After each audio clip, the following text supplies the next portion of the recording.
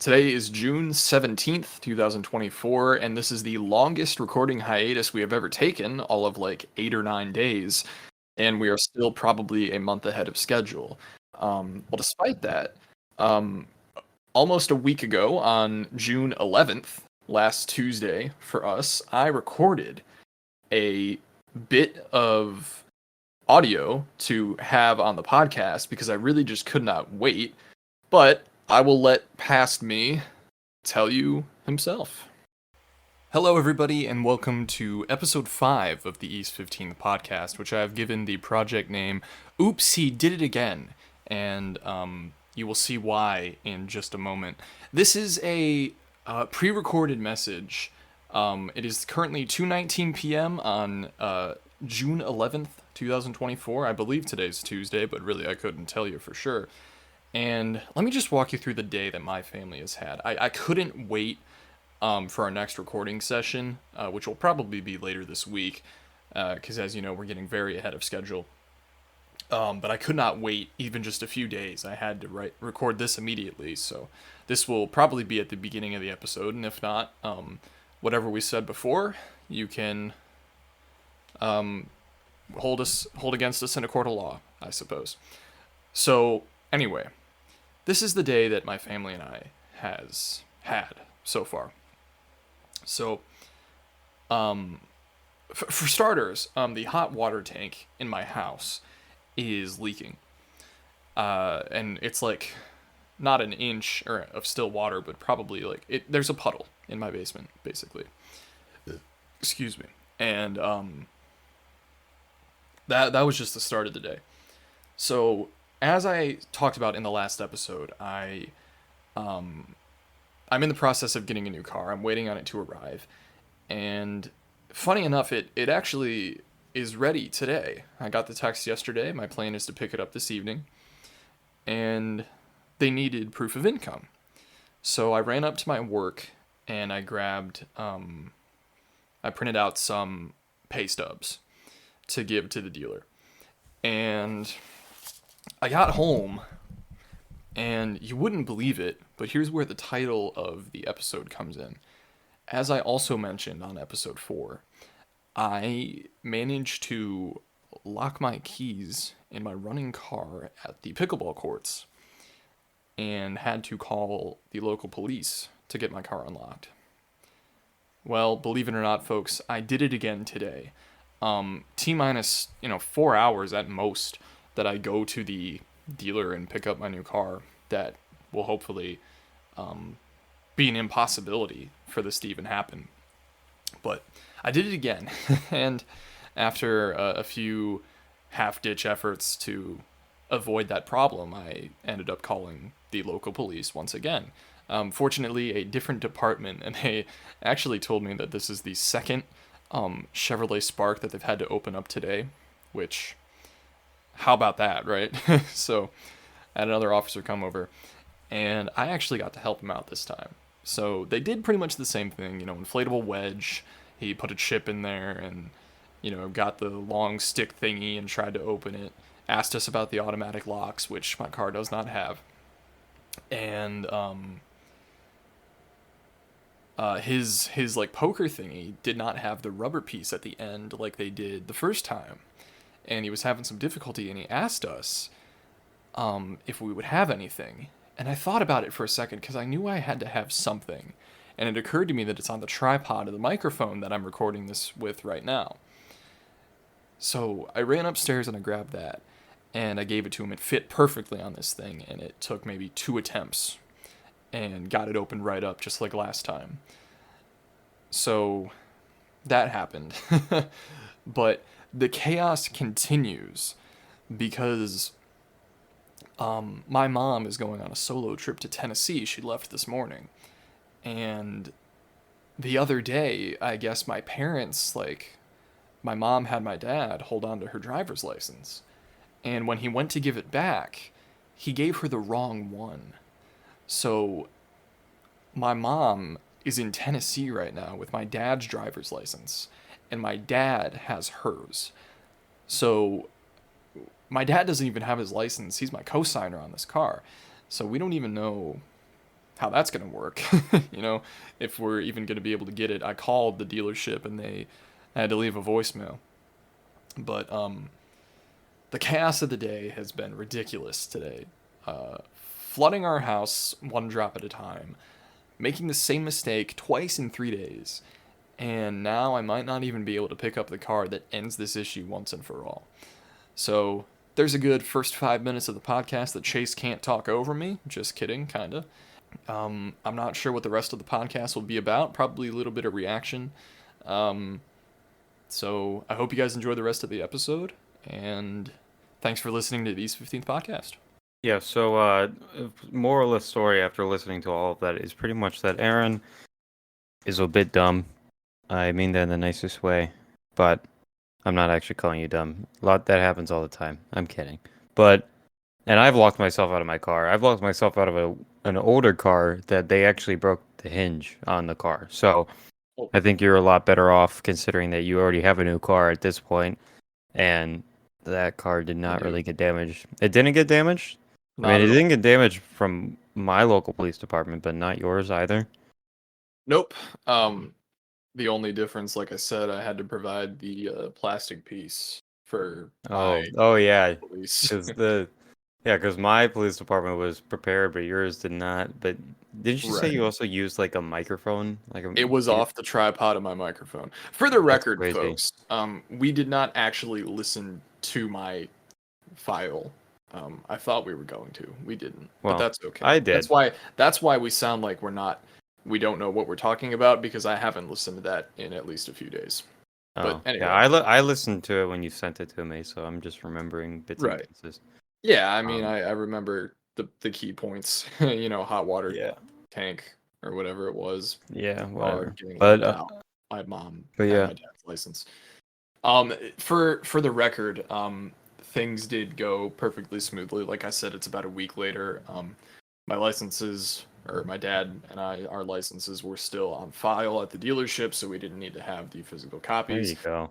I did, even though we didn't leave our house until like 7 o'clock because the guys replacing our hot water heater didn't leave until 7, and the dealership closed at 8. I did get the car that day. I have put about 110 miles on it already, and I have loved driving every single one of them. It's a very nice car. I like it a lot. And as is to be expected when an 18-year-old gets his first new car, I have been trying to take every opportunity I can to drive it. And that is exactly what I've been doing. Is it so it is better on gas mileage, correct? More or less the same. If anything, it might be a little bit worse. Okay, but for a bigger car though, like you were driving a Chevy Spark, that thing's like a hamster versus an actual sedan. Yeah, my friend called it the Footmobile for some godforsaken reason, but that was his way to say that it was small. Yeah, no, my car, the 2024 Kia Forte, is a bit bigger. I believe it averages 32 miles to the gallon, which is, I believe, 28 city, 39 highway. Yeah, that's pretty good. Oh yeah, so at the end of all my drives, it tells me like my average mile per gallon. And I got home we went to this place about half an hour away from our house, you know, pretty much all highway. And it said that I averaged 43 miles to the gallon on that trip, which I was very happy about. I'm looking up what my old car was on gas. And it says that this, if I can actually find it, this says 34, so 31 city, 40 highway.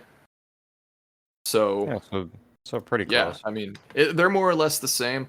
A little bit lower, especially on the city, but again, 32 to the gallon is still pretty good. I've only really, that 100 miles really only took it down to, you know, I still have over half a tank left, so. Very nice. Yeah, I don't know. It's quite the, I don't know. It's very different from my perspective of cars and everything that I've experienced. Is obviously, as you know, that I've only really experienced like used cars through my experience in the lawn care space and all that, and then even my 1986 car, obviously that's used. The thing's 38 years old. But yeah, I don't know. A brand new car, that's crazy. 2024, brand new car at 18. You're gonna be working a hell of a lot to keep up with those I payments, but I sure am. And it really isn't as bad as I expected it to be, and it still is a good amount. So the lease, Hmm. the lease I believe was going to be like 388 a month, and I added okay. on like maintenance, like complete maintenance coverage for Yeah. 18 extra a month. So my car payment is $406 a month.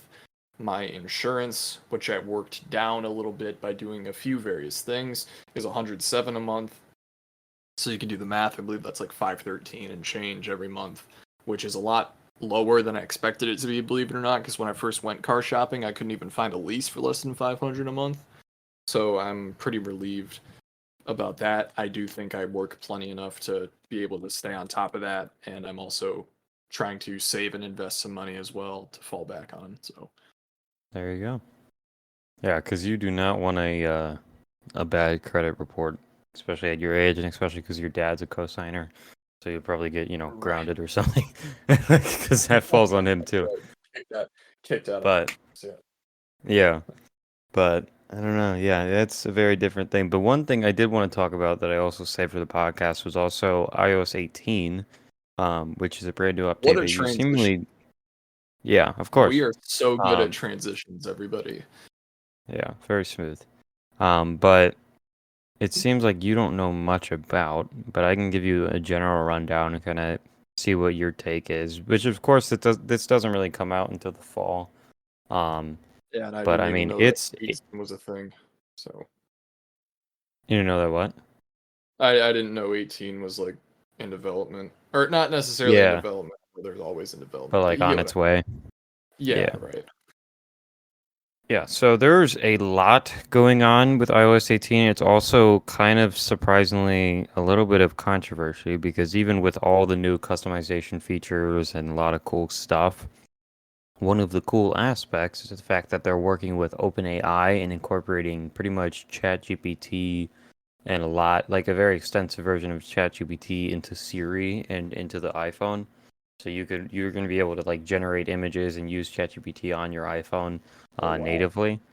But the issue is, right, is which pretty much it sounds like Elon Musk was the one to um, have this very strong opinion because he's someone who's like obviously works in the AI space, but he's very cautious because he works with it directly. He's very transparent about the dangers of it and how quickly in the wrong hands it can get bad. And the number one thing he says is like that's the actually this is more interesting and I think a more important point is that he said that anyone working at Tesla or any of his companies will not be able to use their iPhone or have their iPhone with them if they work for his company with iOS 18 coming out because he sees it as a security risk as in like well is OpenAI going to be able to have you know millions upon millions of people's information because they're going to be tapped into the Apple ecosystem. Um, Yeah, and in that my take on that personally is because Apple is so adamant about it's Apple, so it's privacy, it's secure, you don't have to worry about anything. Androids, whatever, less secure and less complete and premium, whatever idea they want to push out. That main concern, which is definitely going to be brought up with a lot of people with Elon's take on it, and so I don't know, I haven't looked into it much further in terms of that specific thing, but I'll talk about the features a little bit that are really cool. And the number one thing that I like that I think is really nice is the fact that on the app screen, or the home screen rather is a better term, you can customize every single app at the same time and you can make so you have the option to pretty much put a tint on every app. So you can make every app be like gray or every app be blue and every app be purple, whatever you want to do. And you can actually move instead of having like a locked grid. Now you're going to be able to move an app to wherever you want. So you oh could boy, put like your apps in a middle finger formation on your screen if you wanted to. They're can't just wait. really opening up the customization overall. And of course, this is stuff that Android has had for a millennia. as many Android users will tell Well, you. hey now, But you better watch yourself. Apple just got it's yeah, USB-C. I mean it's quite the change, but it's definitely I think something that's welcomed. And um, I don't know. I think the customizations are probably the biggest thing. And then so also speaking about Android, we go to messages, which they're introducing RCS, which is like Rich Communication Service, I think is what the acronym means off the top of my head. And that itself is pretty much something that Android has had for a while, which is essentially Android's version of iMessage, where you have reactions and, rich images and all this other stuff, versus Apple has pretty much given an FU middle finger to Android by forcing them to use SMS if they're messaging with an iPhone, and you know that firsthand. We both have iPhones. If you message someone with an The Android, they dreaded get green the green bubble. It's all this other stuff. Like it's ruins the not an group chats. enjoyable experience for anyone. But in terms of like using RCS now, pretty much everything that iMessage has will be shared with Android in another way. Well, not in another way, but like in the same way that an iMessage to an iMessage user would have, where they'll be able to react things and it won't be like Chase reacted to this with a thumbs up. Instead, it will Right. just show the thumbs up. Um, so it's gonna be a completely different experience for sure. But I don't know. I like the RCS idea. I Android do has been too. literally putting out billboards, like bashing them and talking about how like they use an outdated technology and pretty much trying to bully them into using RCS, and now they do it. And then the customization, like essentially, I see iOS 18 in many ways as a like taking everything that people buy Androids for and put it on an iPhone, which is pretty much what Apple does all the time because that's how they, are good competitors in that way, or at least try to fight the competition. Another cool thing is that the control center is going to be a lot more versatile, so you can put a lot more buttons and different controls on there, um, just in terms of customization and all that stuff. So if you want to link to certain apps, and again, I don't know the full extent of this. I'm not an Apple developer, so there are things I'm saying that could be wrong. But from my general understanding and some of the short videos that I've seen, a really cool thing that I like though is the fact that now on the lock screen, as you may know, you have a flashlight and a camera. You're going to be able to change those out.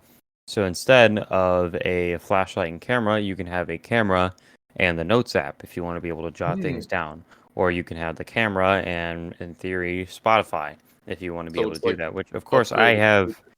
I already have widgets going to Spotify on my lock screen, so I wouldn't benefit from that directly in that case. But to be able to put something else as well, that would be very cool, and definitely something to explore. But it's a lot of changes for sure. And of course, I pretty much just scratched the surface. Let me make sure I'm going through. Let's Yeah, see. and while you do that, I will touch back on a few things you said. So I do like the kind of an upgrade to widgets on the bottom of your lock screen there, and I do like the customization. Thank God that we're saving the group chats for iPhone users that have been in group chats with Android users. You get you get the dreaded green bubbles. You cannot change the group chat name. You can't add people. You can't leave. You can't remove people.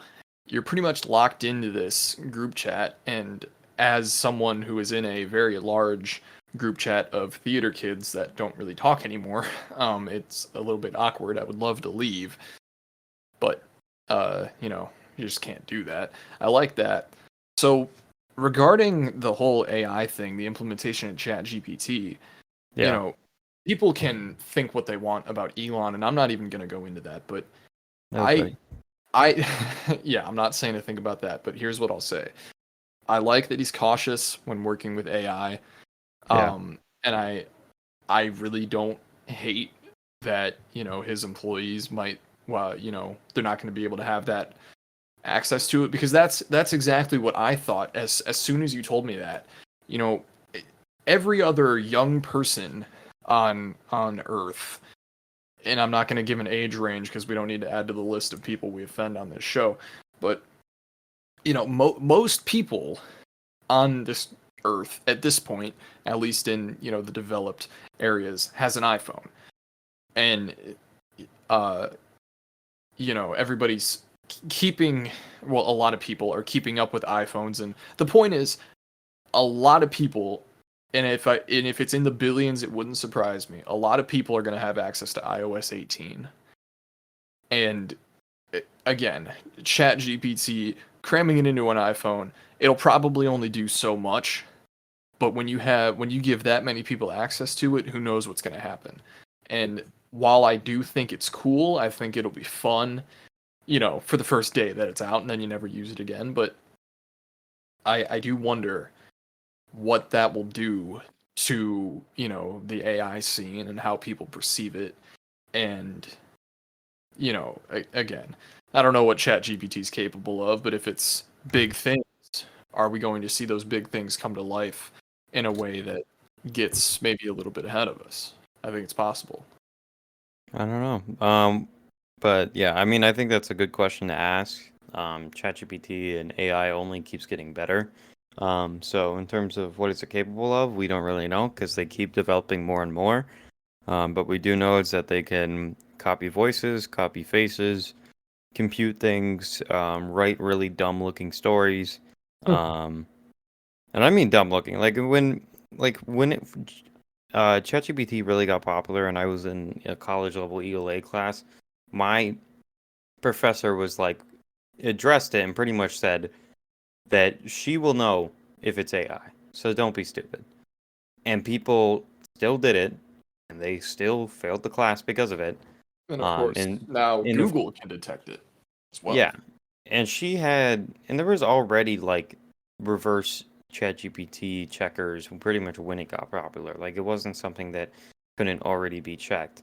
Um, but regardless, if you're a human being, you can usually tell because it's very non-human like. And I don't know, I think humans have a good way of telling like what's real and what's not. When you look at like really bad CGI or not even not so much bad, like that's a weird way to say it. But not Pretty the much, best. yeah, like even CGI that's pretty good, you can usually tell as a human being that that's not actually a human being or that it moves weird. It doesn't really move exactly because we have the human experience of watching things move in our actual reality versus, CGI, which is animated and fake reality. Um, Now looking at the Apple website while you were talking, I got some more stuff that I forgot about that I think you would enjoy. For one, they expanded like I don't know if you've ever like used tickets to go to a show or whatever, and it's like in your Apple Wallet. They've expanded that to where it gives you a lot more information. Like it will show you like your seat number and everything that you would expect on a website to be actually already native in your Apple Wallet, which I think is nice. That is very Um, nice. yeah, and then they've also, in terms of the Maps app, the Apple Maps, they've added topographic maps and more trail networks. So, like hiking trails will be on Apple Maps as well, not just your usual roads, which is cool. There's going to be a separate password app that will be synced between all your Apple websites and not Apple website, Apple hardware, instead of, just like passwords in the settings, whatever section. You're going to have an actual separate thing where things can be more organized and more extensive. Um, Another thing that I thought was cool, let me scroll up. Which is I'll do this and then I'll be a hater in a second. But what's really nice is that now you're going to be able to schedule messages. And the example they do, which I think is really funny, is the fact that you can schedule it. Like the example, actually, I'll just read it. Um, Happy birthday, told you I wouldn't forget. And then they scheduled it for tomorrow at 10 a.m. So Yeah. if you don't want to have to forget like to send someone a message or whatever, you can do it way before, probably a ton in advance. I hope a good amount in advance, and you can schedule it for a certain time and day, and it will go ahead and send that for you, and you don't have to worry about that. Oh So I yeah. think that's gonna be really nice and definitely something I'm gonna use. In terms of safety, they already had like calls by satellite, but now you'll be able to do messages via satellite, and I believe that's iPhone 14 Pro and above. Um, I know that I've tried to tap into the satellite thing to see if it works, and I didn't go completely through with it because it like locks down your phone and goes into this whole like SOS mode and everything because that's what it's for ultimately. But now you'll be able to even send messages via satellite, which is, I don't know, a good safety thing if you ever get stranded. Um, Here's where my hating comes in. Now with the emoji reactions, those they changed them and they look so trash. They don't look like Apple. They honestly look more like Android emojis. And they're not terrible and they are like the Apple design, but I think they made them too like girly pop, if I want to put a term to it. You mind sending If this to me, like a picture? Yeah, hold on. I'll screenshot it so we can get your live reaction on the air. But Yeah, yeah, I don't know. There's certain things that like if it ain't broke, don't try to fix it. And I sure. think that's what they did. I just DM'd it to you. But I don't Yeah. know. They're just kind of weird. They changed the colors, they changed the shadows and kind of little bit design parts, and it's just I don't know. I liked how much more Oh, you seamless just it mean looked. those. Yeah, like the Oh, certain like when you like thumbs up a message kind of yeah. thing. I They don't hate this actually. I don't hate it. Like I And said, like if nothing I else, love this up. I just like that, they all have some color to, all the other ones before just like didn't have any color, except for the heart, I think. But I like that this Yeah, one seems to add some life into it. I kind of see the girly pop thing, but yeah, I don't I don't despise that. I mean, to me, I never use these personally, so it doesn't Mm, make too much of a difference to me, but I mean, fair I enough. like that it's adding a little more life to the concept if nothing else. Yeah, and for you, Mr. Journalism major, now in iMessage, you'll be able to bold, italic, underline, and strike Ooh. through any message. Ooh, Um, I need yeah, that. I and need that then so oh bad. yeah, and you're gonna be able to also put like animated effects to certain words. Yes. So the example they used is like major news in all caps, like the message will jump out at you Oh my god, I to love that. emphasize that. So yeah, that's really cool. I think if you really lean into that, you can really play around with that, and it's gonna be really Absolutely. cool. I'm going to use Uh, that so much. oh yeah. And then as well, they're redesigning the Photos app to make it more of an organized library versus kind of just like a instead of just like a book of scattered photos all over the room. It's going to be more organized and Yeah, more, I think, optimized. Um, good. and that again, that's a very surface level understanding. But yeah, so the example they put, going back to the lock screen thing, it says swap out the controls at the bottom of the lock screen for something else, like taking a note when an idea strikes or quickly capturing the moment for your social media. You can even use the action button on iPhone 15 Pro to access these new controls. So you have an iPhone 15. Is it the iPhone 15 Pro? I'm afraid it is not. I have the So base so 15. is your mute button? You still have the simple like ringer thing on the left Yep. of your phone? Oh, I didn't realize it was only a Pro thing. That's kind of stupid in my Do you have opinion. the 15 Pro? No, I have a 14 Pro because I Oh, had the option to go to the 15, and I said I don't want to switch my chargers right now. So then I went with the 14, and I went with the 14 with 512 gigabytes. So I have an absurd amount of storage on my phone. that does Um, sound nice. I don't even know what mine is. I want to say Dude, I 128. yeah, I went from 64 to 128 to another 128, and then 512, Yeah, you which keep is doubling. yeah, it's half a terabyte. There's no reason for that. No, Um, not and really. and no, not at all. But I'll never have to think about storage, not one bit, which is nice. So controls gallery, like I said, you can put like your favorite apps. You can put if you have the HomePod, which I don't know anyone that actually uses a What HomePod on or earth? it's like Apple's like Amazon Alexa, pretty much. Oh my. That's still a thing? I guess so. And they Wow. they keep trying to expand to it. So like if you have any smart home Apple stuff, which I mean, who does? But if you do, um, you can have all those controls there, which is nice for those people, I guess. But yeah, and it's I don't know. Pretty much are turning the control center into more of a control gallery is the term, where you can put so many more controls as I've explained. This is kind of cool. If you want to lock certain apps, like let's say you leave your phone open, or if you tend to do that by any reason, which I can't imagine that. My mom does it all the time. I can't tell you how many times I will literally go up and I'll say like I'm gonna close your phone for you because she literally like one of her old phones before like OLED came around in the iPhones, she literally got screen burn-in on her phone.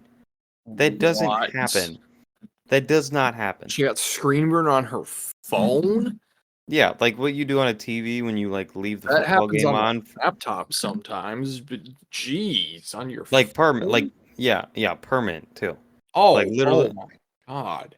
like she literally would leave her phone open and on for so long. I can't imagine the battery drain as well. But and she still does it with her now iPhone 14 Pro. But since it's an OLED, you pretty much it's very hard. You pretty much can't screen burn in an OLED. I think it's much harder if impossible, if not impossible rather.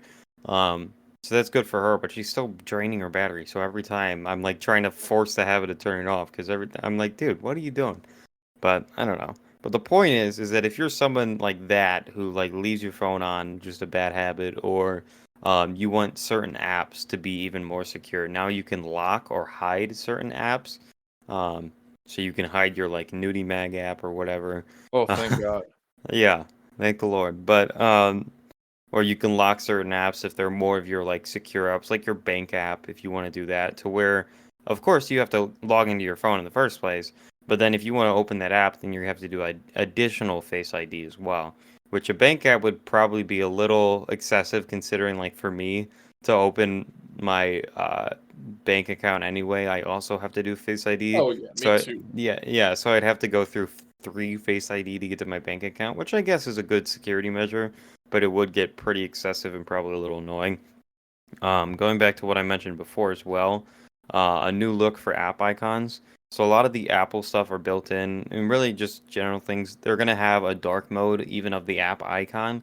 So like if you go to your home screen, like how the camera app still has that like light gray border and all that. Now it's gonna have a dark kind of tint to it, and even the weather app can do dark, and you can do automatic, like if you have something where your phone is on light mode and it goes to dark, which I don't know anyone that really does that, but it Yeah, will no, have a only dark mode, light mode, and then you can do tinted, which like I tried to explain before, but every single app can be a certain color.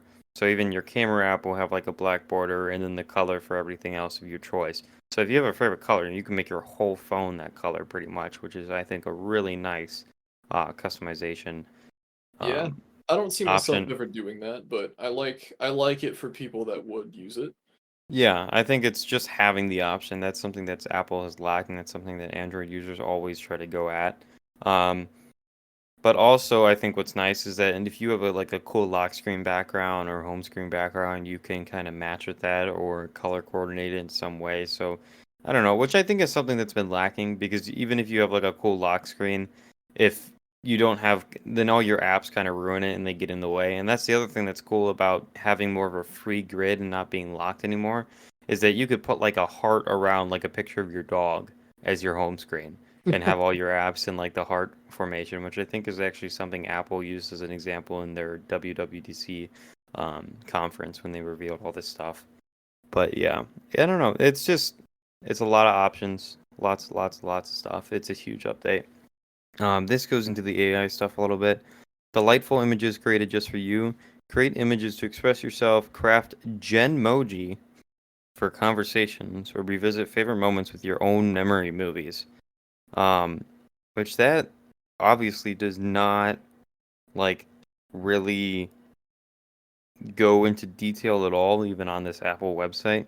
But essentially, you're going to be able to tap into the ChatGPT Dolly program where you're able to generate images natively on your iPhone, which should be very interesting. And like we said, it could be um, And a we're not breach gonna of have to pay to do this. Like if you wanna that. you wanna That is generate unclear. images now, That like is on unclear. ChatGPT, yeah, you have Yeah, to pay for that.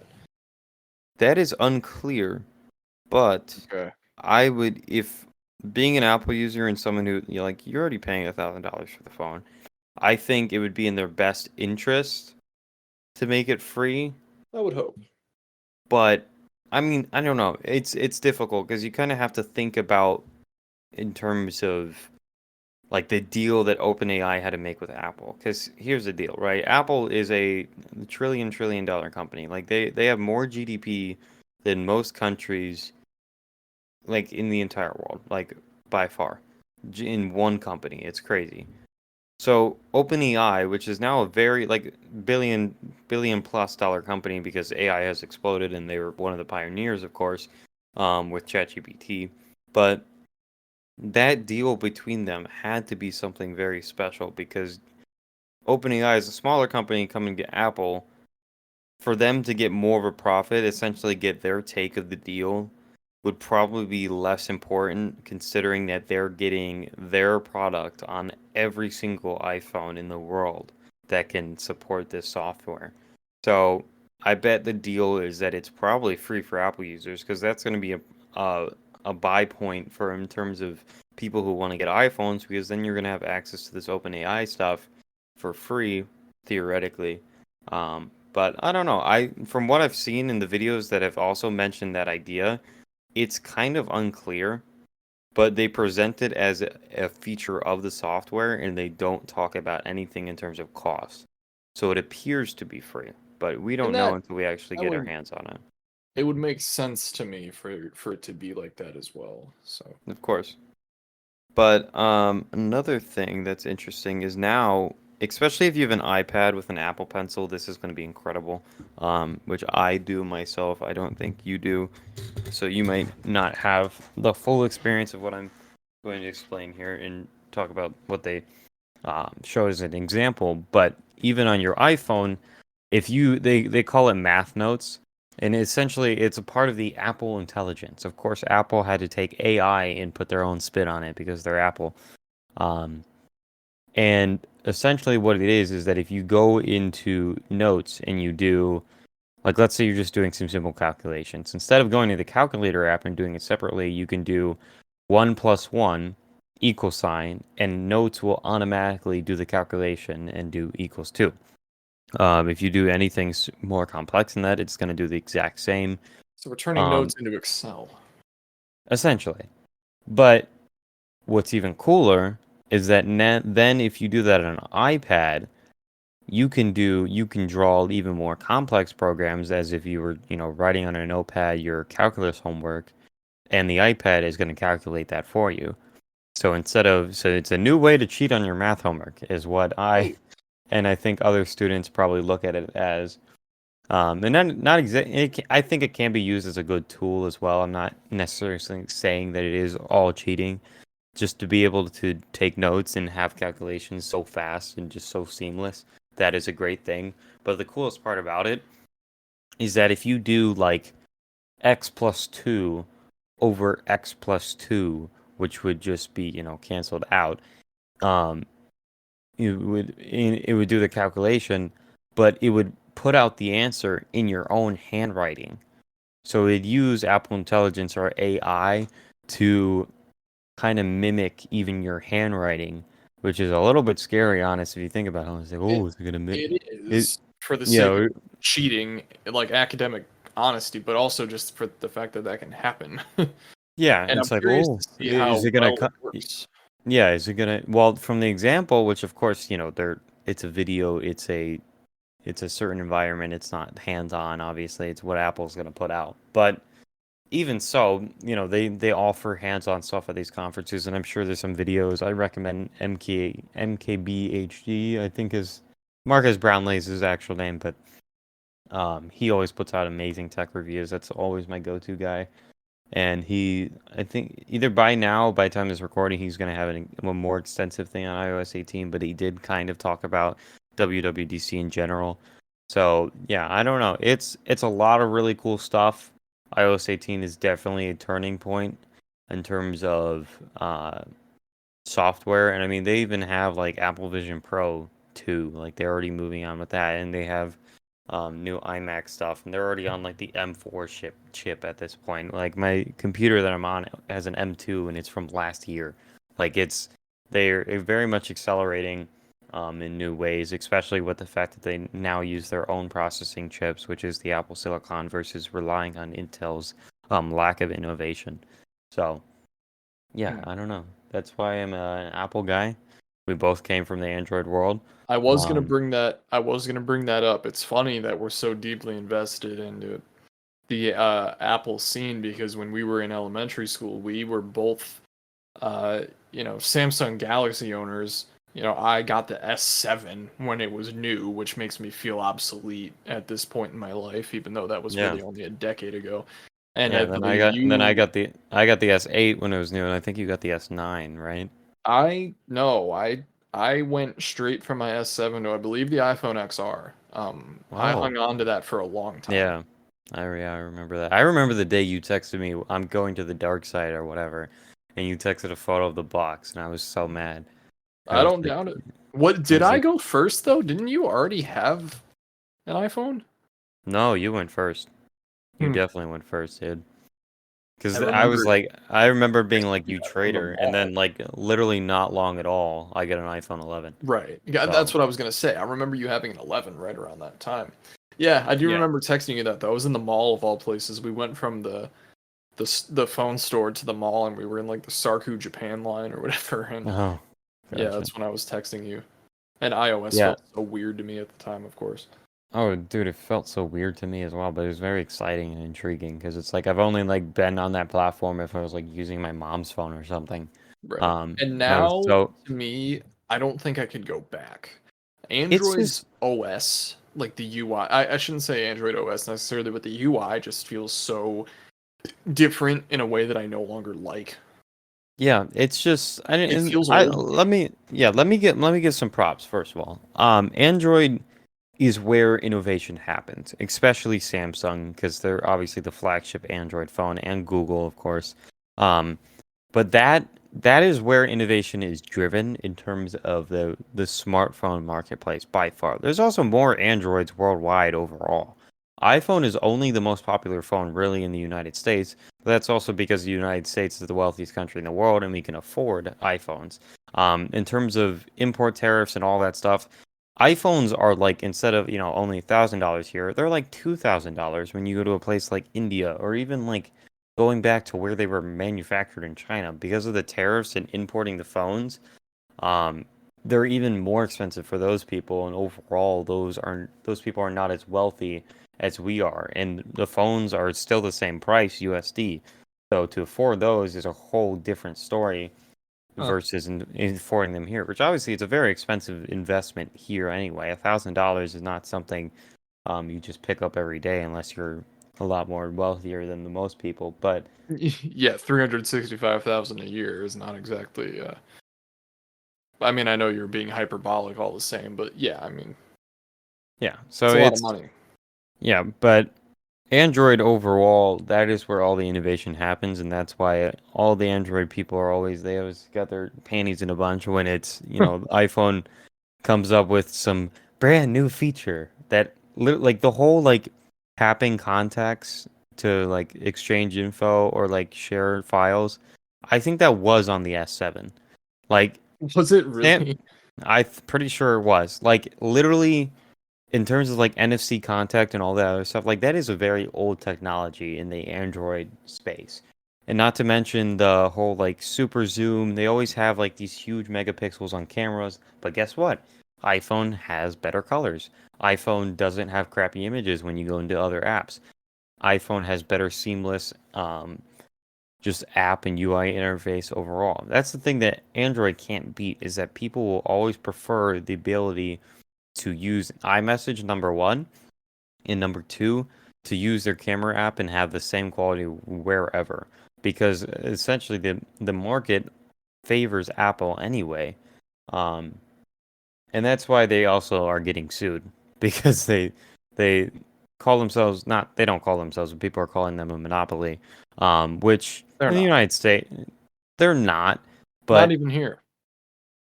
no, but I don't know. They're, like it's not baseless, but I don't think it's a case they will win. Um, but I think it's more just because of all the restrictions they do with the App Store. But to be fair, Apple made the App Store. I was It's gonna on say their it's their hardware. own thing anyway. Yeah, it's their App Store. Versus like Google Play, that's on all Android phones because Google made Android. It's their software. Why isn't that a monopoly? Like there's a lot of and that's the funny thing is like a lot of stuff that they're suing Apple for, Android companies do all the time. But because those Android companies aren't as um as big as competitors or they're not you know, they're not the superpower in the space or the world of iPhones or just smartphones overall. I don't know why I said iPhones. Smartphones is a better term. Um, they don't even, no one bats an eye at what they're doing, but they go for Apple's actions because obviously they're the big player. But I don't know. It's a very interesting space, but yeah, I am very much way too deep in the Apple ecosystem to even go near.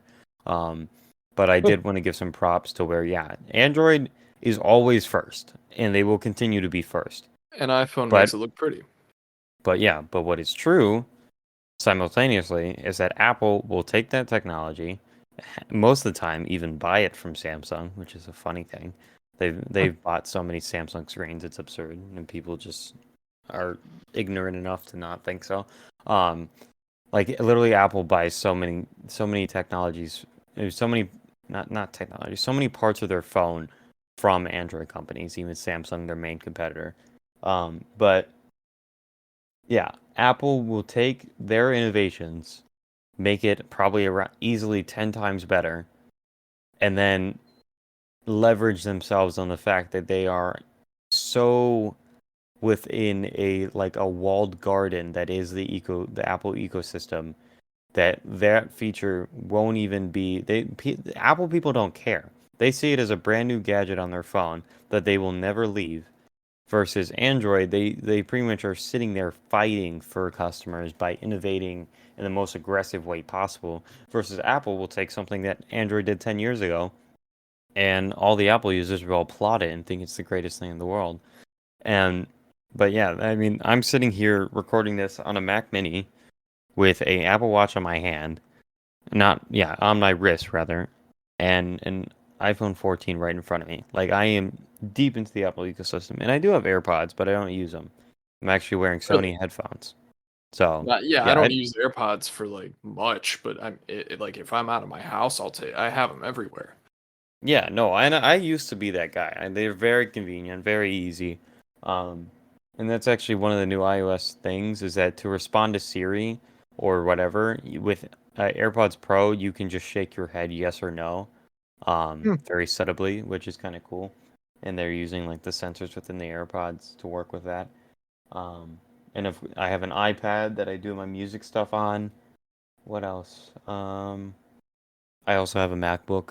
Like I am very deep in the Apple ecosystem, and these are all things that I bought with my own money from my lawn care adventures and all that stuff. And then my Mac Mini was a result of a scholarship I got from school. So I don't know. I'm not some rich guy with all my Apple stuff. In terms of the World Economic Forum or whatever you want to call it, yes, I am very privileged and very wealthy in that way because everyone in America is pretty much the top 1%, even if you're poor, in the American lens. But yeah, I don't know. I don't plan on leaving. I think the one thing Apple should work on is the gaming space and being able to be like utilize more apps. That's the one thing I miss. And I still have my Windows computer. I'm very much thinking about selling it just considering I'm going off to college and not going to use it. Um, but the fact that I won't be able to play a lot of those games that I did on there, no problem.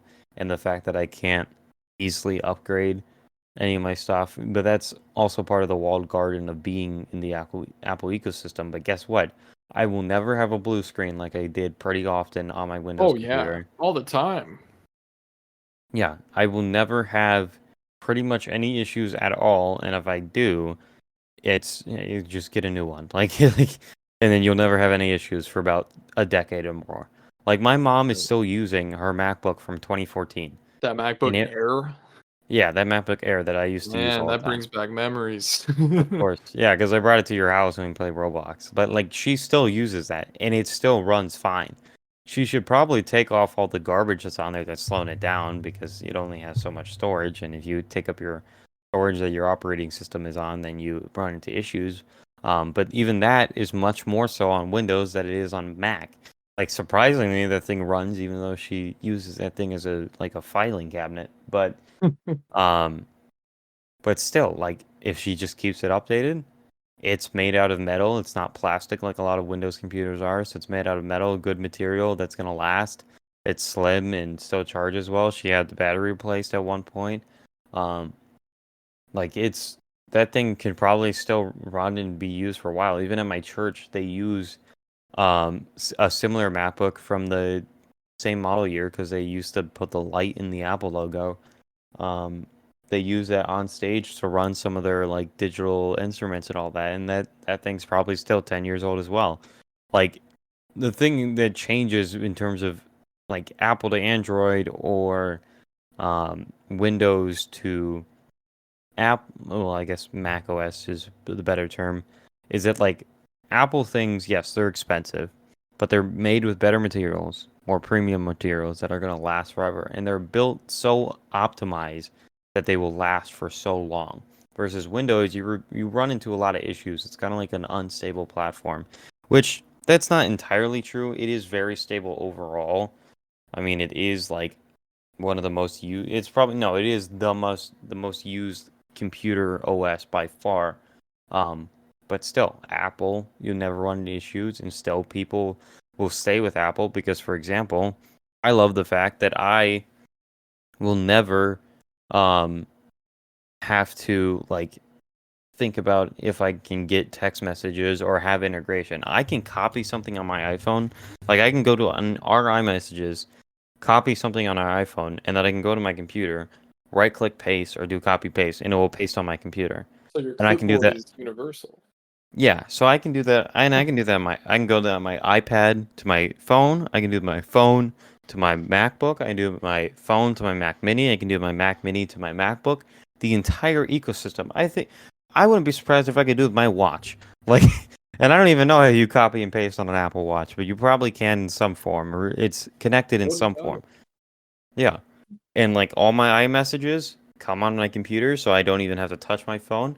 And if you really want to get into it, I don't have to touch my phone because it comes onto my watch. But if I don't want to look at my watch, it's right on my desktop, and I can respond on my desktop because there's a messages app. I can call people on my computer, and it will just link to my phone. I can, as I said, respond to messages, but I can also answer FaceTimes. Like it is the most optimized and amazing ecosystem. And Windows has similar stuff, but it does not compete in any way, shape, or form. It You like kind the of you window. kind of make me want to get a MacBook now. I Like mean, it's honestly, like as someone who used a Windows computer, who built a Windows computer myself, and spent over $1,000 on that build. wasn't it close to two? Or am I No, no, exaggerating that? no. Oh. The computer itself was close to 1,100, but I mean, if you're doing like peripherals and all that, yeah, the overall setup is probably close to two. Um, but and again, when you're going like as I gave props to Android, I'll give props to Windows in that it's such a versatile program. Literally everything runs on Windows. You never have to worry about that. Versus Apple, there are plenty of things that are incompatible, but in terms of the main stuff, any productive stuff in terms of like, Google Docs and even like Microsoft, all their suite, like their Excel, anything you would use in an office or in terms of like your actual career, Apple has all of that. The only thing that you would need a Windows computer for is if you're like an engineer. That is like the only thing. Everyone else, business, journalism, any field, even coding, most programmers actually prefer Apple because they have such an optimized, no problem like platform to code on and all that other stuff. Like it's so integrated and so easy and they last so long. And dude, I have a Mac Mini that was $500 and my Windows computer was 1100 and I had to build it myself. My Mac Mini, I plug into a monitor and I plug in a keyboard into it. And yeah, I spent the extra money on a dock to get more ports and to get more storage. But even that was under probably 700 total for all that, and that's not counting the monitor. I already had the monitor. I already had the mic I'm talking on. I already had the keyboard. I already had the mouse. Which if you add up all that, that's probably similar. But still, this thing with an M2 chip is going to last at least a decade or more, at least, and it's going to be just as fast as it is now in probably 10 years. Versus a Windows computer has much more maintenance. It's way bigger. This thing is like the form factor. It's about half a notebook long and about a notebook wide. Like this is the most affordable way to get in the MacBook space if you already have a monitor. And if you don't, a MacBook Air is $1,000, which is not cheap, but it's not any more expensive than the phone that you're using. Um, but that computer is going to be super optimized and will last 10 plus years. So, I don't know. You said you might want to get a MacBook. I'm on If you Apple's want website something, right now. of course, you got a car payment. That's like two I car know, I payments. know. Yeah, no, there's no way I'm getting one anytime soon. But Yeah. But if you want something that's future proofed, you want something that's going to be like literally so tuned into everything else that you're doing that you never have to worry about anything, and it's just super easy, and it's going to last forever and all that, which I already said future proof, so I'm kind of repeating myself, but still. Like that's where Apple gets it right, and that's where Windows is struggles very much to compete. So, I don't know. It's quite the I don't know. Again, I don't want to sound like an Apple fanboy because I love Windows. I think it's very versatile, and I love the fact that it's compatible with just about everything because it's an older platform. But you can't beat Apple when it comes to the simple things. That's the one thing that Apple will always get right. That's why their interface and their UI is more simple, and that's why people always say it's more simple versus, yes, Android has all these customization features, but the only people who actually care about that and use that are the Android fanboys. When it comes to Apple, people don't care what it is. If it's Apple, they know it's going to be the exact same that they've had on their last iPhone forever. And when there is an update that makes their life a little bit easier, they're going to applaud it. And they don't care if Android had it 10 years ago. Now they have it too. And they're not going anywhere.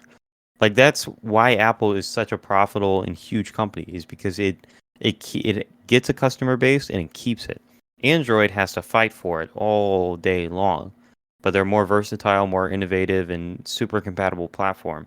But I don't know. There's pros and cons to everything, but yeah, I will swear by Apple every day, probably for the rest of my life, because it's super easy. It's compatible with everything that it needs to be kind of compatible with, and it can run most stupid little games if you want to do that. But besides that, I don't know.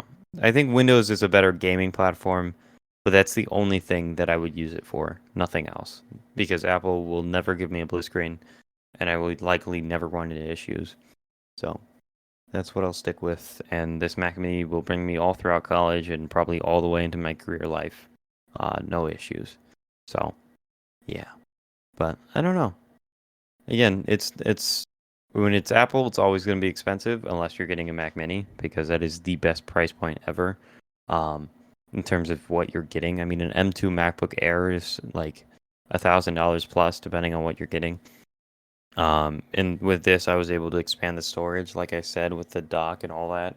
So I'm getting everything that I would get out of 1,000 plus Windows machine for a better platform that's integrated with everything else in the ecosystem. But I don't know. I'm tired of talking about Apple. We've been talking about iOS and all that for a very long time.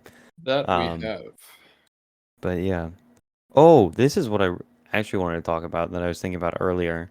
Is that we had a sermon on Sunday at church, and I'm not gonna get all preachy. This is kind of more of a a political thing than anything because he kind of brought that into that space, but also kind of making fun of politics because it's so stupid. And I think it's an interesting thing to talk about because a lot of people have this view, and a lot of people I think should have this view and adapt to it. But pretty much the whole point of it, which of course it goes off of Romans chapter 13, which we won't get into that nitty gritty exactly. We'll talk about, paraphrase kind of stuff and talk about how it feeds into politics. But it essentially, all of Romans 13 is kind of controversial because it talks about how Christians should obey government leaders because those government leaders were appointed by God because though them being in power is in God's will ultimately, regardless of who they are. And that already ruffles some feathers because people are like, Joe Biden is in God's will. Donald Trump is in God's will. Are you And kidding me? is it a completely moot point? I don't think so. But like, yeah, if they're president, it is because it happened. Shut up and get over it. Like that's pretty much that's honestly the TDLR of the whole sermon. But um my pastor, his main message and he was just like, first of all, the reason we're so divided is absurd because people get behind a president, and that itself and politics itself is so temporary. In 4 years, there's a new president, or it's the same guy on a new platform. Like, these things happen so quickly, and you sit there and people lose friends, people lose partners, people lose relationships in general over simple political beliefs that not a single American has a full, complete idea around. I've always Like, found it ridiculous. yeah, and that's the whole sermon was about how ridiculous it is because it's such a temporary thing, and you dehumanize people and you see them as your enemy when really you're all on the same team. You're on the whole human race is all on Team one team. USA. Oh, or that. Okay, well, yeah, like we're all into this together, and if you focus on the fact that we're humans and that we have um differing ideas and that the president himself is also human and he's not going to be perfect, of course, even if he's put in a position of power. But the main whole message and what was tied into Romans 13 is that the president should be respected, the president should be honored because the because of the position they're in that self, regardless of who it is, regardless of their ideas, because they are still a representation of the entire country and serving the entire country, and that is a hard job for anyone, even if they do a bad job. Just having that position itself is not a light thing to have, and the whole point is that God put them in that place, whether you like it or not. Um, and if you go against the fact or say that, oh, not my president, that in a way you're disobeying God because you're disobeying the fact that He chose that person to be in power. And that, again, that also is going to ruffle some feathers, because then the people that are like, not my president, now those same people who are like, Bible Belt, all that stuff, they're going to be like, what do you mean I'm disobeying God? It's because it's ridiculous that you care that much and dehumanize your fellow people around you over a president that doesn't even know who you are. Like, that was the end of it. But I don't know. And I'm someone who enjoys talking about politics. I enjoy talking about politics because I think it's important, because it's it's the people and laws that govern us. So I think I enjoy talking about it because I think it's important, and that's the bottom line. And I also like it because I think people have differing ideas, and I like to explore that and find compromises, and just kind of hear people's take on very complex ideas, because I don't know, I think I'm a thinker in that regard. Um but at the same time, the reason I call myself a centrist, and my mom calls herself the same way, so you can call it indoctrination if you want, but she's also a history teacher and a total history nerd, and I think that just being a history teacher and someone who knows history, and I mean, I took AP Gov, I got a good score. I like government, I like American history. I've done my research, I've been educated, and that's the point, whatever. Um, the bottom line is that history repeats itself. So if you don't know that history, it's hard to tackle modern ideas. But also, um, there's the fact that I call myself a centrist because I don't pledge allegiance to a certain party and a certain beliefs. Because number one, I know that party will neither party will 100% be in my interest. And I also don't really believe in political parties in the first place. I mean, George Washington himself in the farewell address warned against them because they just divide the country. And whoop-de-doo, what happened? We divided the country over political parties. And as Abraham Lincoln said, and it's actually a quote from the Bible, a house divided against itself will not stand. And that is the state of the country that we're in right now. And I don't think we've necessarily fallen. I think we're still standing, but we are stumbling. And we are only a couple months away from November, when we either will fall, unite in some way, even, I don't even know. Ultimately, I don't know. But at the end of the day, why do I care? We should just stand together as Americans and put people first. And that's our capitalist country, which, by the way, I am a full support of capitalism. Usually, well, capitalism with a little spritz of socialism, because that's really what our market is. I mean, when you look at Social Security, unemployment, all that, those are all socialist programs. But you need a little bit of that so people don't suffer. But you need capitalism so they can get out of that sufferance. And that's the whole point of the economy. But when you lean too much in the capitalist side of things and get too far away from the socialist side of things, because that's the thing, is socialism is a people first market. That's the whole idea. But when you only do people first, you kind of are ignorant to the fact that people are greedy, people are mean, and people are rude, and people will do what's in their own individual best interest. But if you tell everyone and you force everyone, no, we're all in this together. This is for everyone. You're all going to get the same thing. Whoever's in control of that, they're going to be the greedy one because then they have all the power and then they have all the money and then they have all the control. And then there's going to be some people who don't like that. So that's why socialism doesn't work and communism doesn't work either. But capitalism, you get what you earn. And you also get the opportunity to get more than the other person if you work for it. And obviously that depends on the market, and obviously there's corruption and all that other stuff. And I've pretty much gone into a completely separate tangent at this point, but Your limousine awaits, Mr. McCarthy. yeah, but the point is like I don't even know what the point is honestly, um, but we are so divided to the point that we don't get anything done, and that's why I'm a centrist. And even like one of my friends at one point like was going at me saying like, I think centrism is stupid. Like, what do you don't get anything done? No, I'm in the point. I consider myself in the middle where things get done. I envision a government where I don't even envision a government. This is how it's really supposed to actually be run, and that's why political parties, when they actually work. When they don't, like they do today, they don't work today. They don't work and nothing gets done, and they just work on banning TikTok versus actually helping people. But like political parties are supposed to come together with their differing ideas and represent the differing ideas of thought around the country. And they're supposed to come together and work together to find a compromise and to find where does what's best for the people and what's best for the country, where do those two things meet? That's where we want to be, because those representatives and those senators are supposed to put their people first and who they represent first, not money, not lobbyists, not whatever, not the bureaucracy that really runs everything, whatever, yada yada. I won't get into that, but they're supposed to put where those two things meet, and they're supposed to find a compromise between those two differing ideas of thought. In today's age, we take those differences, and that's the only thing we focus on. And now we're enemies, and now we are essentially just fighting the other team's side to make sure they don't get anything done, while the other team is making sure you don't get anything done. So at the end of the day, no one gets a damn thing done. And then what do we even have? We don't even have a working government. We have just a corrupt cycle of I don't want you to do this. I don't want to do this. Pigeonhole, veto, blah blah blah blah. Shut up and just get to work.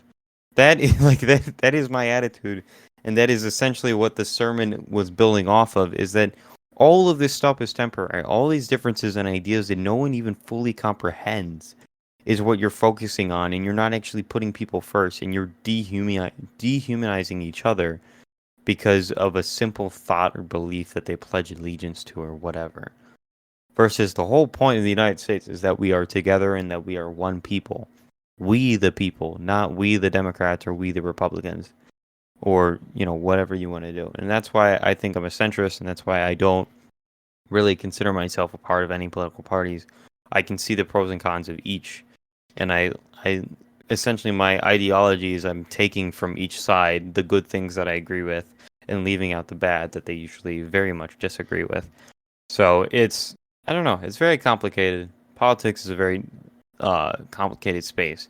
But at the end of the day, I'm never going to look at someone, even with my strong political beliefs, and dehumanize them, because I know that I'm even myself am someone who, like, I'm not attached to my ideas. Yes, I believe in them. Yes, I have a general idea of them, but I am not the idea. I am not pro-life, or I am not pro-choice. I am Chase, and I agree with one idea or the other. This is not a political podcast, so I'm not going to take a stance on that. because I think again it's ridiculous and stupid and it's unnecessary for what we're doing here. But and also because I don't understand fully either side, nor will I uh, spend my whole life trying to pledge allegiance to one or the other. But like it's just I don't know, and I can see my friend's argument where it's like even from what I just said, where it's like, well, if you're not going to pledge allegiance to one other, then what are you going to do? I'm going to take it case by case, and I'm going to live my individual life and focus on the ideas and different circumstances of my life, and hope that the government puts generally my interests or what's best for all of us. And if you're talking from a real American spirit, I hope the government stays out of a lot of it in terms of my individual life. So I don't know, it's complicated. But at the end of the day, I'm just here to love people. I'm here to care for people, and I'm here for the betterment of the country. And I just wish the government would actually serve the people more than they do, and wouldn't just focus on all our differences and all the little stuff. But I don't know. I'll let you speak. I feel like I've just been talking nonstop. He's a lover, everybody. Well, Yes. I am not nearly as invested in politics as you are. I never really have been. But at the same time, one of the reasons for that was just because, and this is something I thought about a lot, especially like in middle school and early high school, because I saw it a lot in my like social circle. I had a friend who, and again, this is a high school relationship, so take it as you will, but this relationship ended because of their differing political beliefs. And to me, that felt so stupid because we were 14 years old. It's not like we're gonna show up to the ballot box and say anything about it. I mean, I don't want to like take away the validity of the teenager. That's why Catcher in the Rye was written, is so we wouldn't have to worry about that anymore. Good book, highly recommend. Well, I recommend it a little bit. Not the point. My point is, what you described, um, to me, and this is obviously a controversial thing to say, but to me, what you described, not siding with either party per se, I don't want to necessarily say I don't believe in them, but I don't believe in devoting myself to one. I'm not going to be a card carrying Republican or a card carrying Democrat. I think I'm rambling. I think what you said about taking things case by case and staying in the middle, to me, that sounds like common sense. Political parties do not. And Well, we yeah, we we don't, Aaron. I don't think you remember, but we don't have common sense anymore in this country. That's not a thing, Aaron. That's in the past. well, I sincerely apologize. Yeah, Um, and yeah, maybe George Washington was, well, not maybe. George Washington was very ahead of his time dude. in the making of this country, and looking at it right now, he would probably just like smack himself on the head and be like, I warned you, and then go He'd back to his probably cherry leave. tree. He'd He would probably, yeah, probably he'd go to leave. Canada. I can't blame him. Well, I would not go to Canada. Canada's honestly even worse. Well, They're they're I don't refer they're to, yeah. I don't know anything about Canadian politics, let alone. They're towing their line towards communism, but that's about it. Oh, well, Um, your limousine's here, Mr. McCarthy. I suggest you of get there course. quick. Um, Yeah, but I don't know what I was gonna say. Damn it. I was I so forgive you. close. I was so close. I had a train. The train left the station, and it's long Uh-oh. gone. It's in Canada. Oh, this is Oh, speaking of Canada. George Washington going to Canada on that train. I'm back on the train. I hopped on the back like it's Red Dead. Um, the point is that George. Not the point. I don't know what the hell. I keep saying the point is George Washington also. I think this is a really interesting point, especially in today's age. George Washington also warned against getting involved with so many foreign wars. Which, what do you know? We're funding the war against Russia in Ukraine. We're funding the war against Hamas with Israel. Yet this country stays in shambles, and there's homelessness, there's poverty, there's hunger, there's plenty of problems that should not be happening in the richest country in the world.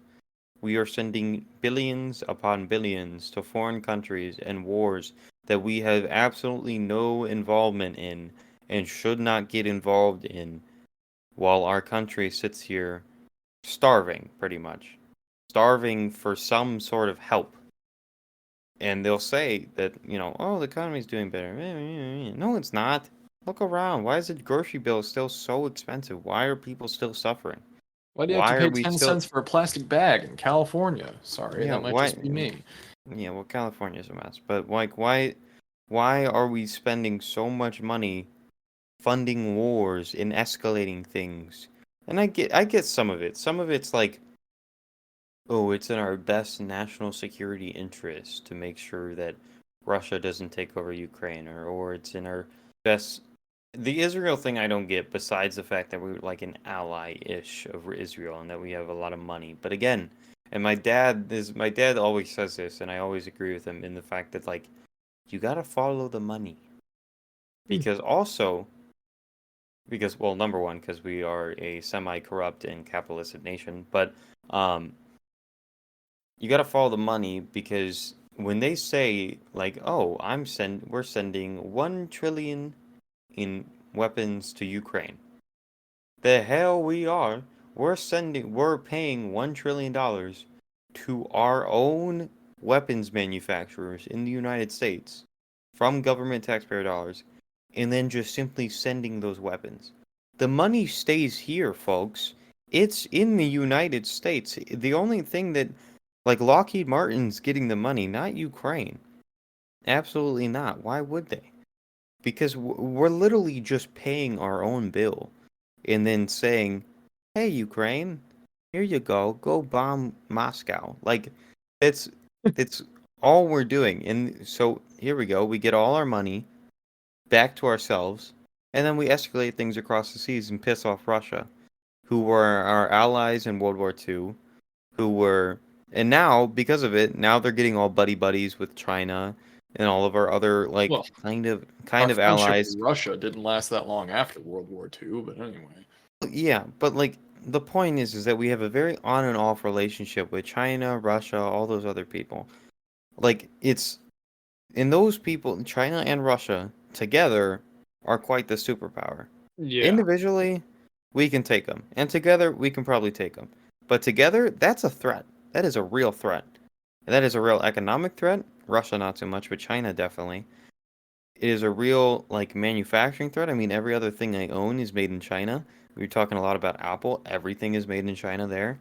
Like it's we don't want to piss off the wrong people. And we are literally funding a war against Russia, who's buddy buddy with China. And then you want to get to the fact that they're saying that China is probably on the brink of invading Taiwan, and we've already pledged to defend Taiwan. Why? Because Taiwan makes all of our chips and is a huge moneymaker for the United States. And so is China, but much more Taiwan. And I don't know, we just want to play the world police and just be like, no, no, no, you're not going to attack this little island across the world. Like, and again, it's I don't know, like people can say that they expect us to respond because it's like what it was. So the other side of the coin is, oh, you're just gonna let it happen. You're just gonna let Russia invade Ukraine. You're just gonna let China just take over Taiwan and get rid of those people. You're just because Taiwan they go there and they wave American flags because they're fighting for democracy in China. Um, and it's I don't know. There's the stuff about how like pretty much want to colonize to spread democracy and all this other stuff. And it's George Washington said himself, the guy, one of the founding fathers of this great democracy nation, literally said, "Avoid foreign wars." Like, why did he say that? And I don't again I don't I'm a moron at the end of the day. I don't think I have a complete understanding of that. And I'm not George Washington, but um, at the same time like I'm gonna take the guy's advice who did so much and was an incredible founding father. And again, like you said, was way ahead of his time in many aspects. Um, but I don't know, and I think we could take some advice. But it's so funny because you ask any of those very dividing representatives and senators, like, do you think George Washington is a great founding father? Do you think we should listen to the advice of such a great founding father? They'd probably say yes, 100%, swear up and down about it. And then you could pull up his farewell address and be like, okay, what about this? Nah. What about this? Nah. What about this? No, but we have to. Shut up. George Washington would slap you and then stab you with his bayonet. Like it's not like this isn't he didn't give a farewell address just for like the hell of it. It wasn't a random tweet. It was a hey, I saw the beginning of this country. I can see where it's probably going to go just based off of where it started. As someone who was from the beginning, here's some things to avoid to make sure we stay true to our foundations. That was the whole point of the farewell address. So that's I don't know, and it's a hard topic. It really is. I mean, because again, if America just stays out of everything, does that mean that all these wars run rampant? Does that mean that Russia would have already taken all over all of Ukraine? Does that mean that China would have already taken Taiwan and that North Korea would have, won the Korean War and just owned the whole peninsula? And I don't know. It's hard to take a stance because I don't want to take the stance of like, not our problem. Because then it's like, it's hard because what if we did that with World War II? Not our problem. Germany probably I would mean, have they gotten a kind of lot further. did. For a while, they did. Yeah. And then Japan got manipulated into getting us into it. Like Right. I don't know, it's a very hard issue and I don't know an answer. I don't know the solution. But what I do know is that I don't think I really agree with funding all these wars and escalating all these things against people that we probably shouldn't piss off. And I think we should focus more at home. And that like America itself and its like geography is very protected by the fact that we have oceans around us and then big land masses to the north and south. Not to mention our enormous military. But like I feel like we are able to protect ourselves at our own. And not to mention we have thousands of military bases all throughout the world, like literally everywhere. And that's why people consider us like the world's police. And that's why they pretty much expect us to get involved in conflicts because we got a base right next door. So and that's where it's like, oh, it's in our national security like interest because we have soldiers stationed right where this is going. And it's like, well, do you really need to have a soldier stationed across the world? What are you doing there? No, that's kind of my thought. Like, Like no other country really does that, and maybe it's and even it's not anywhere to the extent it does that America does. We have bases all over the world. Americans get deployed over the world. We occupied Afghanistan for long. 9/11, and eventually, yeah, we did defeat Al Qaeda and get Bin Laden. But then why did we stay there? We just stayed so long. And I think the idea is that we stay there because it's like the war on terror and that you get a efficient job even after or something. A lot of more people would retaliate in America. What if you just focus on the defenses of the actual nation itself versus being like proactive and going out and killing these people? Because also along the way, by the way, many presidents after 9/11, and I'm not going to name specific ones to again, I want to stay neutral on everything. But pretty much every single one did it anyway. They went into these Middle Eastern villages and were like, yeah, maybe there's one terrorist in this one room. Bombed the whole village. Kids, children, fathers, it doesn't matter. Maybe the guy's there. Let's see. Let's find out. It doesn't matter. We can obliterate all of it. And they did that to so many people. I don't know why, like, all these countries, Middle Eastern countries, are mad at us and all this other stuff. Because you're killing their families. And it's unnecessary. That's why. There are legitimate reasons. I think it was Iran was shouting death to America in the center is because we have done terrible things to all that stuff. And there are some people that are genuinely terrorists and they mean the worst, and those people are a threat, and those people you take out. But you have to be very cautious, and you gotta like, again, you piss off the wrong people, you put more people at risk than you should be doing. And some people, and again, I want to be sensitive to the fact that 9/11 was a tragedy and 3,000 American people around died. But there are many theories and many just general logic. If you really dig into it, that it's like there's a reason they attacked the United States, and that's because we go into the Middle East and piss off a bunch of people, and then we get all surprised when they come back and actually attack us back on our own soil, which is very hard to do. But of course, I mean that's why we have the TSA now, is because we had, weak points in our security.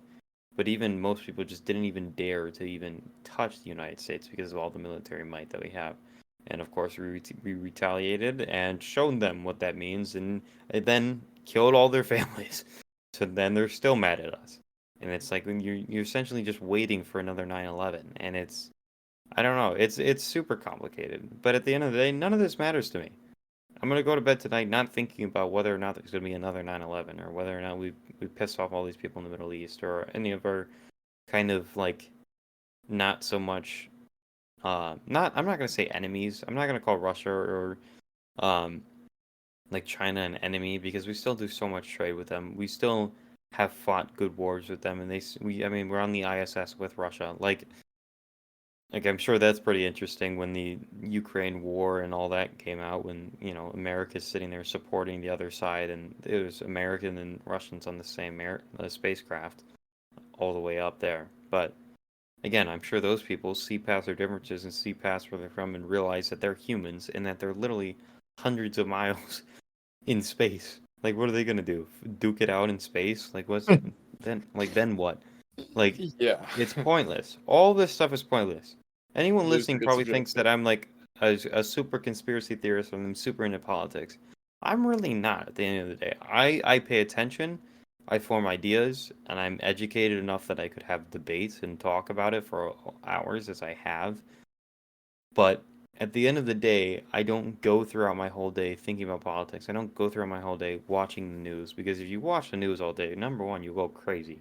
Number two, you'll have a biased perspective if you only pick one news network.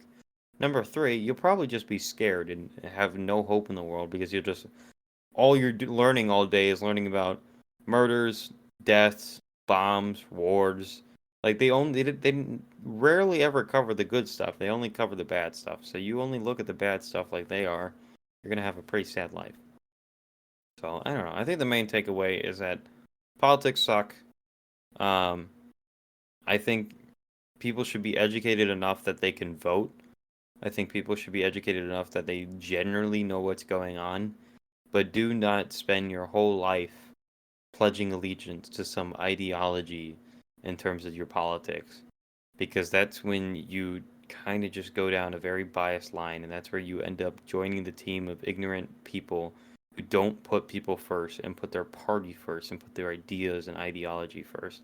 And that's where the destruction of everything that this country originally stand for begins. And that's the road we're on. That is very much where we are. So, I don't know.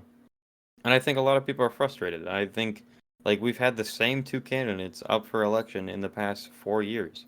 Personally, I don't like I don't think Trump is very presidential, and I don't think Biden even knows where he is. And I think both of them are probably too old to run in the first place. The point is that I don't think I like both of them, and I think that's where most people truly stand. And But what a then, great first election for us to be voting in. yeah, of course, and probably one of the most like tense election cycles, of course, as well. We thought 2020 or 2016 was tense. Get ready for 2024 when it's a rematch and tensions are way higher. Like, I mean, I don't think Trump was very presidential, but you can point to the fact that the economy was doing well, that um, there was peace around the world. I mean, the guy met with the North Korean leader. No other president has ever done that. Like, that's crazy. And we were laughed at, but also some countries also respected us because Trump is a no-nonsense, blunt leader. And that's the thing, is that you couldn't count on him to do certain things, which is a pro and a con. Um, but you could count on him to be himself, which is a blunt kind of, Grandpa said something racist kind of guy, where it's like, I don't know. Like, he's a good guy at the end of the day, but what he says sometimes is kind of yikes. But he has the experience and does whatever. But even that, like, Biden is in the same route. As a senator, he said in Congress the N word multiple times. He said that a marriage is between a man and a woman, and then here he is supporting trans and gay And rights all around. as a Democratic vice president, isn't that kind of funny? Yeah, Like, like he was vice president when he said that. As a Democrat. yeah, like all, and even Obama himself said that marriage is between a man and a woman at one point, and then he legalized gay marriage. And you can chalk it up to like, whatever, like maybe they changed their mind. You think you're changing Joe Biden's mind? When's the last time you changed your grandpa's mind on anything? When's the It's last a time Joe Biden formed a thought? Well, yeah, but like it's a stubborn old white dude, both of them, Trump and Biden. They're Yeah. not going to change their ideas. They're only going to change what's going to be in their best interest because again, you can't count on people to be supportive of each other and only lift the human race up. You can count on them to do what's in their best interest. And I think that's what Trump and Biden do, and for certain things that's a good thing. But for other things, you ignore the people's interests, and that's where things lie in the wrong place. But yeah, I think most people at the end of the day are really just frustrated, and they're looking at the lesser of two evils. I think that's why the 2020 election result was what it is, regardless if you want to call election fraud or whatever. Um, but like people looked at the lesser of two evils, and at the point, it was looking bad for Trump and the fact that he, got impeached twice and all this other stuff. And then you were going into the COVID pandemic, so people were frustrated at that, and they just looked for a change. And I think with Biden's campaign, he offered a change, and now Trump is doing the exact same thing, the exact same strategy that Biden took. Trump is doing it. And if I'm being honest, I wouldn't be surprised if Trump won on that platform because of it, because things are so bad in this country right now, because there are so many wars, because the economy is getting harder and harder to afford, because of all these other stuff, and his approval rating is terribly low.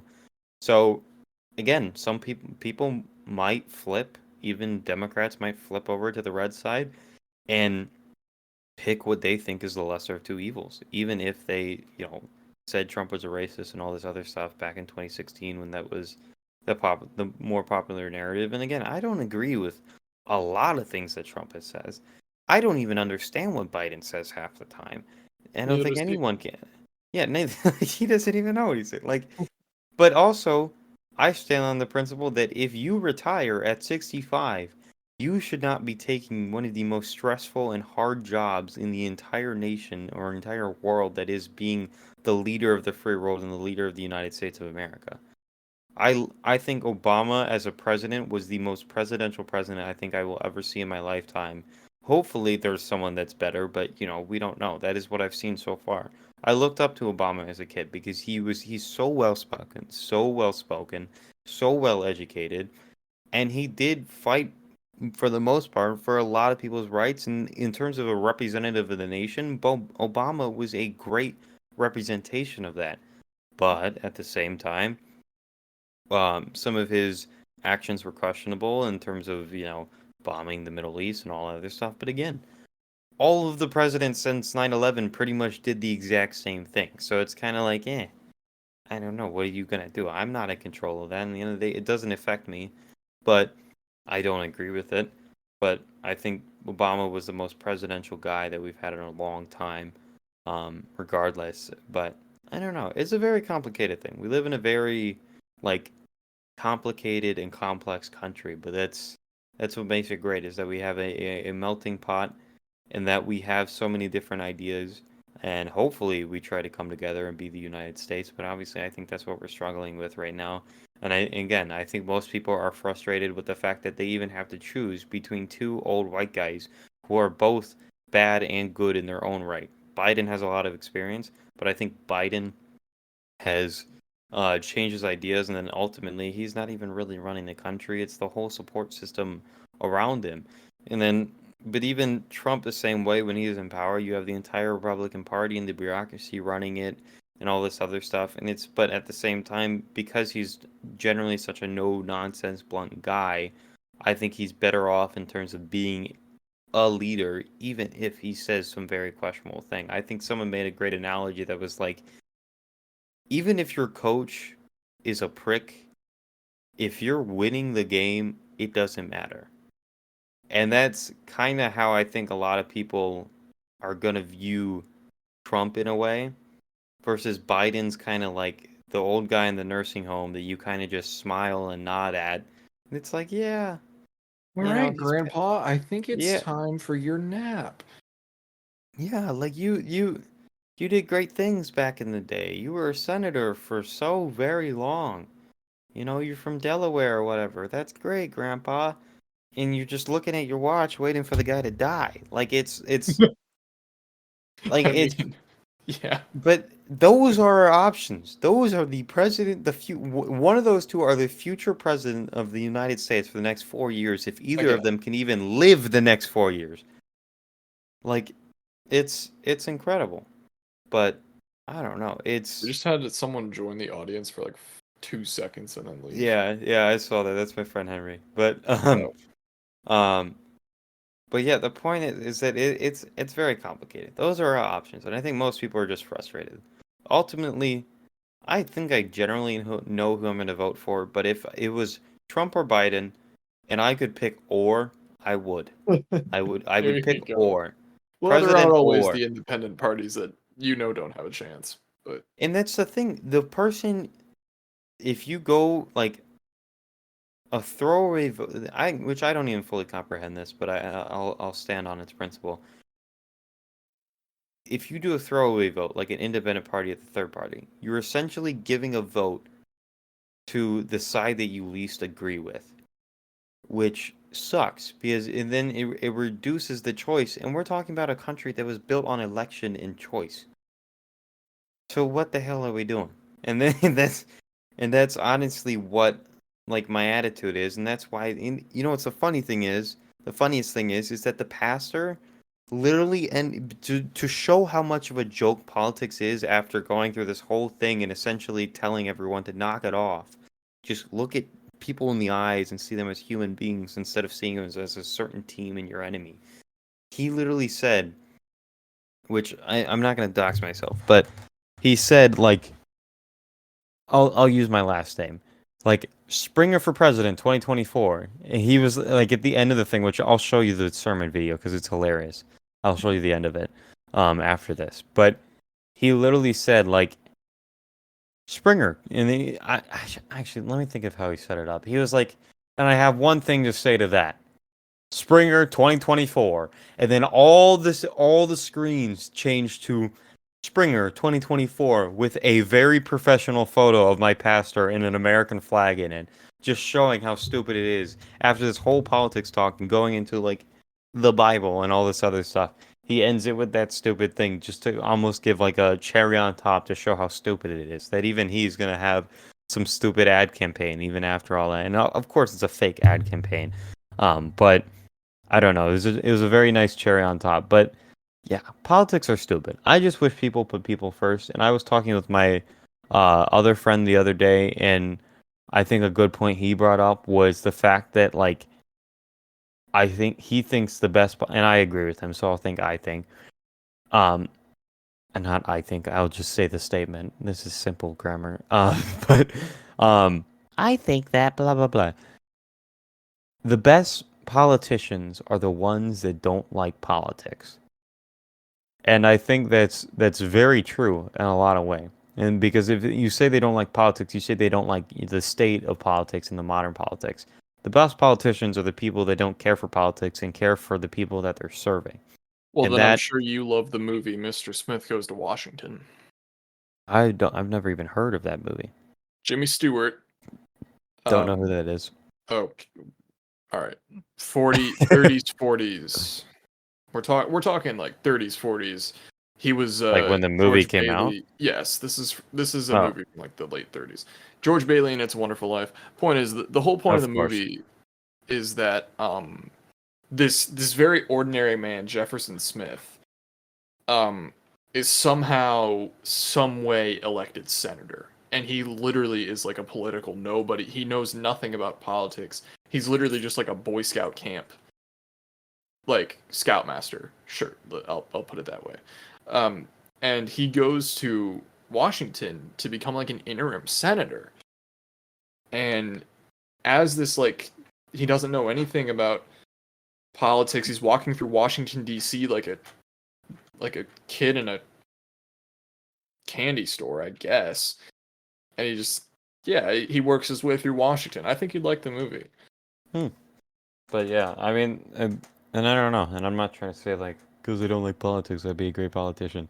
I don't even know that I'd want to be in politics because Oh, it's such a absolutely not. stressful job, and then you'd be so surrounded by all the division. I think I would want to be in politics if I thought I could make a serious change, and then I thought I could put the people first and make more people into that, like have more people have that same mentality, and so we actually get things done and prepare this country.